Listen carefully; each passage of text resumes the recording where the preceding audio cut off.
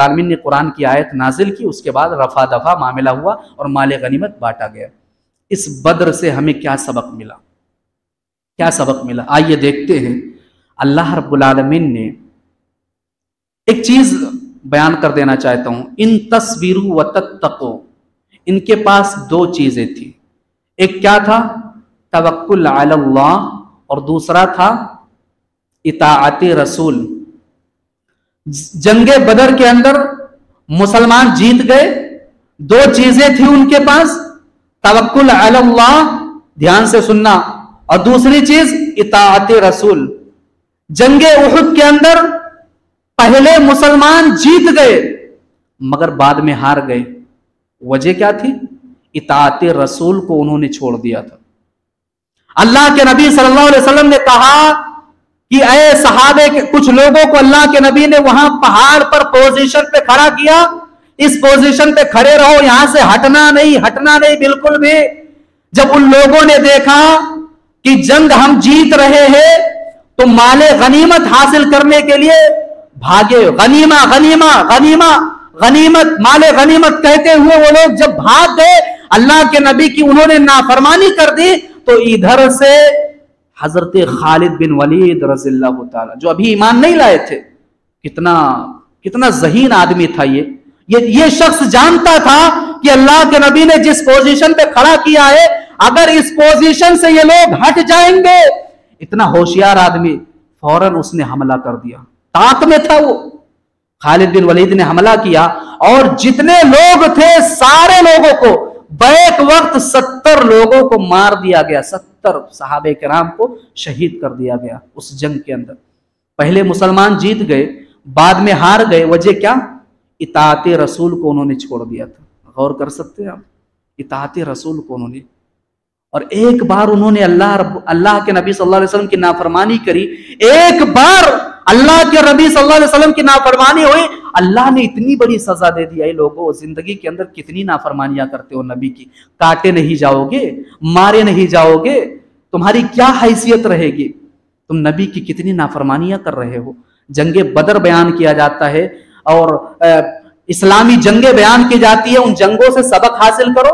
तो जंगे उहुद के अंदर मुसलमानों ने इताअते रसूल को छोड़ा, और जंगे हुनैन के अंदर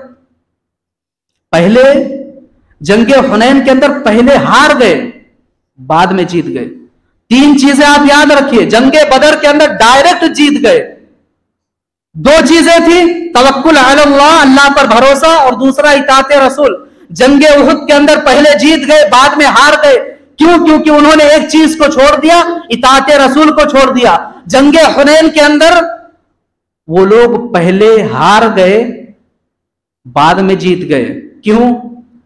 उनको अपने लश्कर पर नाज हो गया था, अपने लश्कर पर फख्र हो गया था कि हम इतनी तादाद में हैं, हमें कौन हरा सकता है, और वो मैदान छोड़ करके भागने लगे।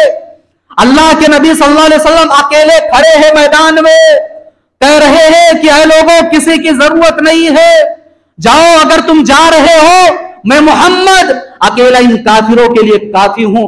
आज उस नबी के मानने वाले हम हैं। अल्लाह अकबर, वो नबी कितना बहादुर था। ऐ लोगों, मैं अकेला खड़ा हूं मोहम्मद इनके मुकाबले के लिए। जब सहाबे किराम ने देखा, मुसलमानों ने देखा कि अल्लाह के नबी अकेले खड़े हैं मैदान के अंदर, अबू बकर और उमर कुछ लोगों के साथ, तो वो लोग पीछे आ गए, मुड़ गए, वापस आ गए। उसके बाद अल्लाह रब्बुल आलमीन ने इस जंग के अंदर इन लोगों को फतेह याब किया। क्यों? पहले इन्होंने तवक्कुल अलल्लाह छोड़ दिया था, अपनी ताकत पर, अपने फौज पर, लश्कर पर घमंड और गुरूर हो गया था, बाद में इन्होंने तवक्कुल अलल्लाह को पकड़ा। ये आज के इस खुतबे का खुलासा है, आपके सामने मैंने पेश किया।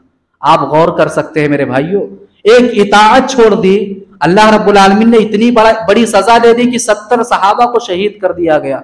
आज अल्लाह के नबी की कितनी नाफरमानियां की जा रही है, तुम मारे नहीं जाओगे।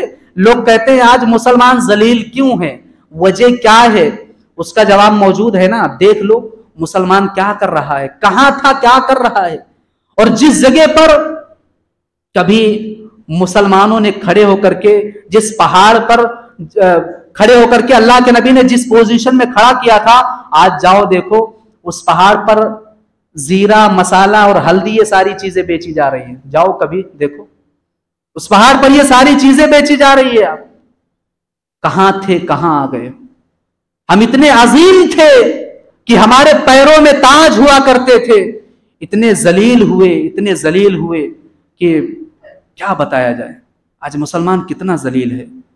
इबरत हासिल करो, इबरत हासिल। वो मुसलमान कितने अजीम लोग थे, हमारी तरह थे, इस्लाम को मानने वाले लोग थे, कुरान को मानने वाले लोग थे, इताते रसूल का दावा करने वाले लोग थे। 313 की तादाद, कभी गौर करना आप, 200 नौजवान थे, खाली 200 नौजवान, और बाकी बूढ़े और बच्चे मिलाए गए तब 313 हुए। सही तरीके से हथियार भी नहीं है, तलवार भी नहीं है, नेजा है तो कमान नहीं है, तीर है तो रोकने चलाने के लिए कमान नहीं है, नेजा है तो रोकने के लिए ढाल नहीं है। ये हालत थी, मगर जीत गए, जीत गए।